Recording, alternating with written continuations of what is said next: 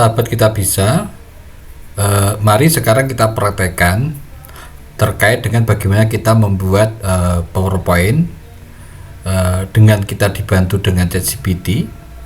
Setelah itu nanti kita copy paste di Microsoft Word, kemudian dari Microsoft Word itu kita setting headingnya, saya kemudian send to PowerPoint ya. Nanti kita praktekkan secara pelan-pelan dan bertahap. Yang pertama tentunya kita membuka ChatGPT kita. Saya akan membuka ini ChatGPT kita, saya yang barusan saya buat tadi.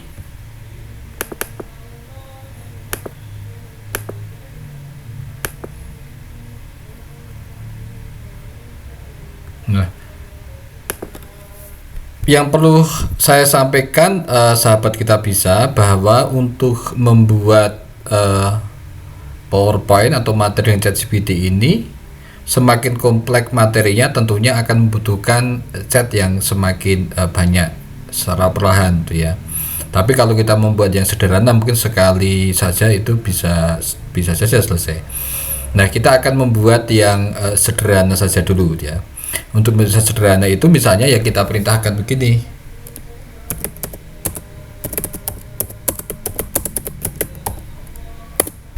Biasanya kalau saya mulai dengan ini ya, ini supaya saya bisa lebih enak dalam dalam berkomunikasi dengan GPT.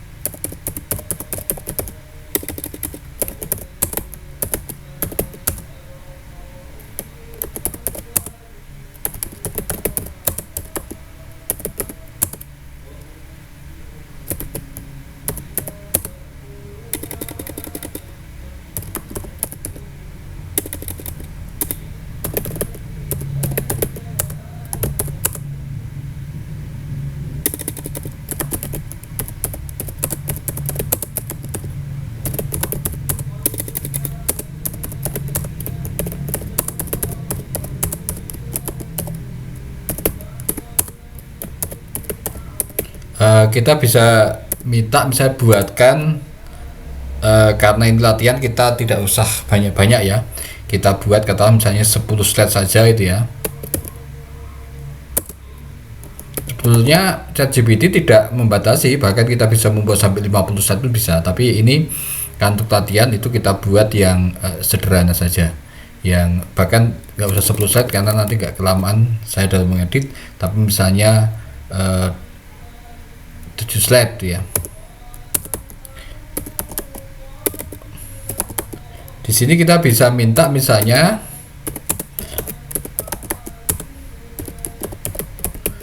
slide pertama adalah pembukaan, dan slide ke-7 adalah penutup.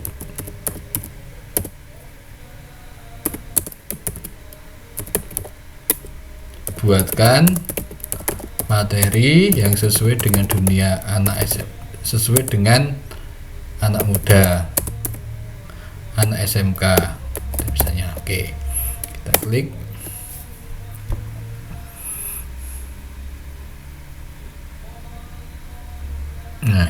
Nah, setelah jadi seperti ini, sahabat kita bisa, ini bisa kita copy gitu ya, kita copy. Setelah itu kemudian kita masuk ke Microsoft Word kita, kemudian ini kita paste. Setelah ini kemudian kita buang yang itu tidak diperlukan. Katakanlah misalnya ini kan tidak perlu tidak diperlukan ya, karena nanti yang betul kan yang sesungguhnya kan nanti langsung ini ya. Kemudian ini subjudul juga tidak diperlukan. Nah ini kemudian ini juga isinya tidak diperlukan. Nah ini setelah ini kita kita blok, kemudian ini kita jadikan heading 1. Nah heading 1 apa? Heading 1 itu nanti isinya adalah tentang mengasah kemampuan komunikasi untuk sukses di dunia kerja ya. Nah setelah itu isinya apa? Mengasah artinya slide 1 itu nanti juga ada mengasah kemampuan komunikasi untuk sukses kerja. Nah kemudian ini subjudulnya ya, ini kita kasihkan heading 2 ya. Setelah ini kemudian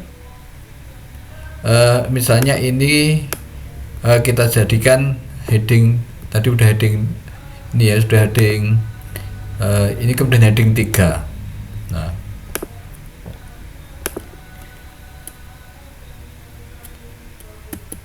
kemudian ini dia, ini juga tidak perlu slide 2, tidak, ini kita ginikan ya.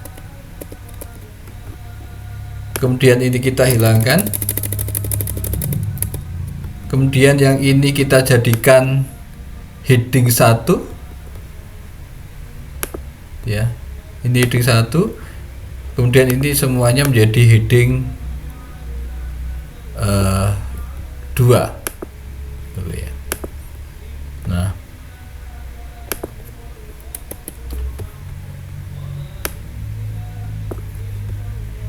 ini juga kita hilangkan. Ini menjadi heading 1 dan ini semua menjadi heading 2.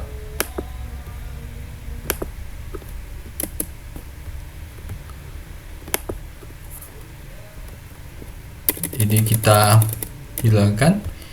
Ini heading 1. Kemudian ini kita hilangkan. Ini heading 2.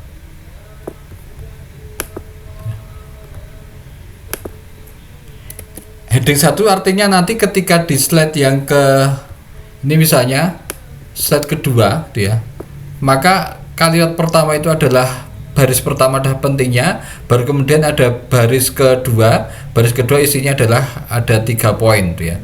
Termasuk nanti yang di slide ketiga yang pertama adalah komunikasi verbal dan non verbal ya.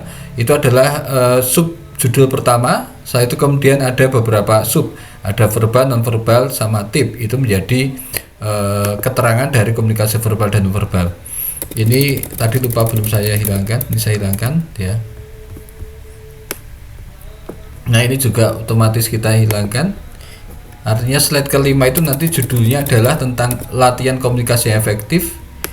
Nah latihan komunikasi efektif itu isinya adalah ini, ada 3 ini menjadi heading 2.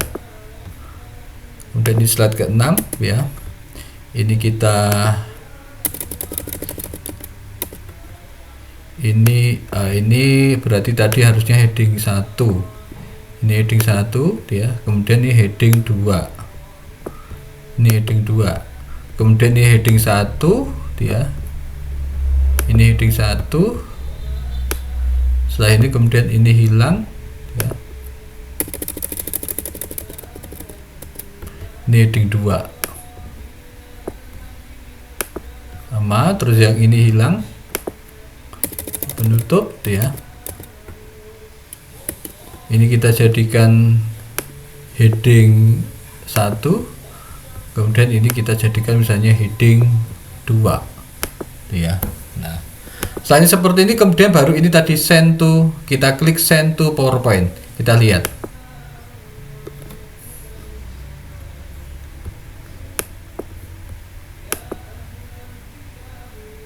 Oke, ini kita berarti ini halaman pembukaannya tadi hilang.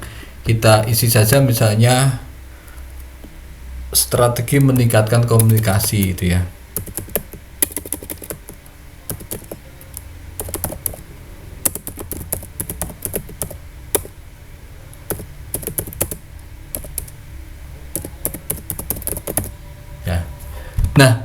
Setelah ini baru inilah nanti sahabat kita bisa, Bapak Ibu sahabat kita bisa, ini yang nanti kemudian kita tata tuh ya, kita desain tuh ya, seperti biasa, atau Bapak Ibu akan mendesain secara manual, atau nanti kita bisa menggunakan Office 365 untuk mendesain secara otomatis sehingga menghemat waktu kita.